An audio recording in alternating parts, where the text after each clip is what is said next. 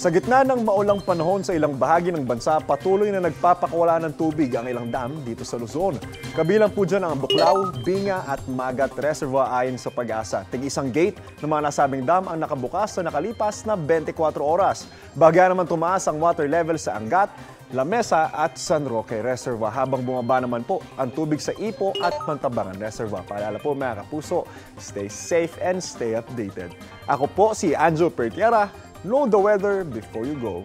Para mark safe lagi, mga kapuso. Kapuso, huwag magpapahuli sa latest news and updates. Mag-iuna ka sa balita at mag-subscribe sa YouTube channel ng GMA Integrated News.